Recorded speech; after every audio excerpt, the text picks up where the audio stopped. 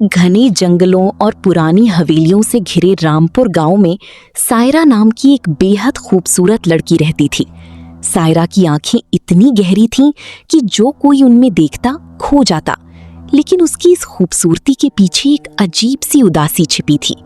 उसे अक्सर ऐसा लगता जैसे कोई हर पल उस पर नजर रखे हुए है। रात के सन्नाटे में जब पूरा गांव सो जाता, तब सायरा को अपने कमरे में किसी की सांसों की गर्माहट महसूस होती और हवा में जलती हुई लोबान की एक तीखी मगर सम्मोहक खुशबू तैरने लगती थी। वो समझ नहीं पाती थी कि ये उसका वहम है या कोई हकीकत। एक रात जब आसमान में पूरा चांद चमक रहा था, सायरा की आंखें अचानक खुल गई। कमरे का तापमान बेहद ठंडा हो चुका था और सामने खिड़की के पास एक विशाल काली परछाई खड़ी थी। डर की मारी सायरा की हलक से आवाज तक नहीं निकली। उस परछाई के सिर पर 2 भयानक सींग थे। उसकी त्वचा कोयले जैसी काली और उस पर लाल रंग की आग जैसी लकीरें चमक रही थीं। उसकी आंखें जलते हुए अंगारे की तरह लाल थीं और उंगलियों के नाखून नुकीले और डरावने थे। सायरा चीखने ही वाली थी कि उस खौफनाक आकृति ने अपना एक भारी झुलसा हुआ हाथ उसके होठों पर रख दिया। उसके छूते ही सायरा के बदन में करंट सा दौड़ गया। लेकिन अजीब बात यह थी कि उस खौफनाक रूप के बावजूद उसकी छुअन में कोई जबरदस्ती नहीं, बल्कि एक बेपनाह तड़प और मोहब्बत थी। वो कोई इंसान नहीं, बल्कि एक आशिक जिन्नात था जिसका नाम ज़ारून था। ज़ारून सदियों पुराना एक शक्तिशाली जिन्नात था जिसने इंसानों की दुनिया से हमेशा दूरी बनाए रखी थी। लेकिन जब उसने पहली बार सायरा को देखा तो वो अपना दिल हार बैठा। वो कोई मामूली आकर्षण नहीं था, बल्कि रूह का रूह से ऐसा जुड़ाव था जो सदियों के फासले को भी मिटा चुका था। ज़ारून ने बेहद मखमली और गूंजती हुई आवाज में सायरा से कहा कि उसे डरने की कोई जरूरत नहीं है, क्योंकि वो उसे नुकसान पहुंचाने नहीं बल्कि अपनी मोहब्बत का इजहार करने आया है। शुरुआत में सायरा इस खौफनाक हकीकत से बुरी तरह डर गई। उसने खुद को कमरों में बंद कर लिया, आयतें पढ़ीं और दुआएं की ताकि वो उस साई से दूर रह सके। लेकिन ज़ारून की मोहब्बत का अंदाज जुदा था। जब भी सायरा उदास होती, उसके कमरे में अचानक उसकी पसंदीदा खुशबू बिखर जाती। जब उसे ठंड लगती तो अदृश्य हाथों से कंबल उसके ऊपर आ जाता। ज़ारून ने कभी उसके साथ कोई ज्यादती नहीं की। वो बस चुपचाप अंधेरे कोने में बैठकर उसे निहारता रहता और उसकी हिफाजत करता। धीरे धीरे सायरा का डर कम होने लगा और उसकी जगह एक अजीब सी जुड़ाव ने ले ली।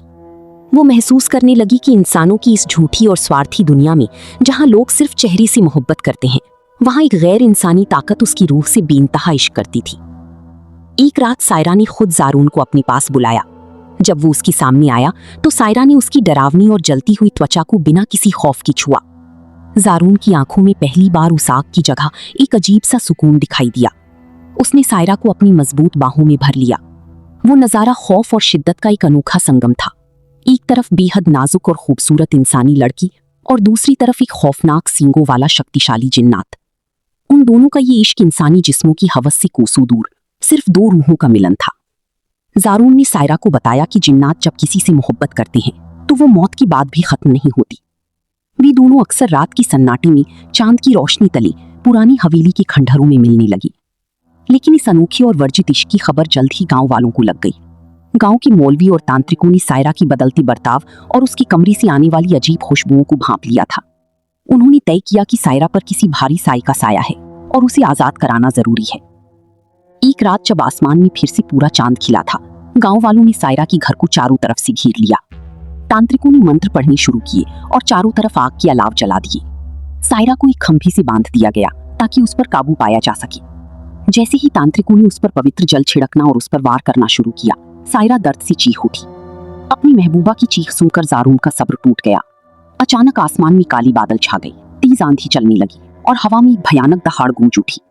ज़ारून अपने पूरे खौफनाक रूप में वहां प्रकट हो गया। उसकी आंखों से साक्षात आग बरस रही थी और उसके गुस्से से पूरी धरती कांप रही थी। गांव वाले और तांत्रिक उस खौफनाक मंजर को देखकर थर-थर कांपने लगी। ज़ारून एक ही पल में सबको राख कर सकता था, लेकिन जैसे ही उसने सायरा की तरफ देखा, उसकी आंखों में आंसू थी। सायरा ने दर्द में मुस्कुराती हुई ज़ारून से कहा कि ये दुनिया उनकी इश्क को कभी स्वीकार नहीं करेगी, क्योंकि इंसान सिर्फ उसी चीज से नफरत करता है जिसे वो समझ नहीं पाता। सायरा ने ज़ारून से कहा कि वो उसे इस इंसानी बंदिशों से हमेशा के लिए आजाद कर दे। ज़ारून उसकी बात समझ गया। उसने आगे बढ़कर सायरा को अपनी बाहों में समेट लिया। तांत्रिकों की सारी मंत्र और आग की शूली जारून की रूहानी ताकत के सामने ठंडी पड़ गई। जारून ने सायरा की माथी को चूमा और एक जोरदार रोशनी के धमाके के साथ दोनों वहां से गायब हो गए। जब आंधी थमी तो वहां सिर्फ सायरा की टूटी हुई बेड़ियां पड़ी थीं। वो दुनिया छोड़ चुकी थी, लेकिन मरी नहीं थी। वो जारून के साथ ही एक ऐसी दुनिया में जा चुकी थी जहां न कोई बंदिश थी और न कोई समाज। वो एक ऐसा इश्क था जो इंसानों का नहीं बल्कि दो रूहों का था, जो हमेशा के लिए एक दूजे की हो गईं।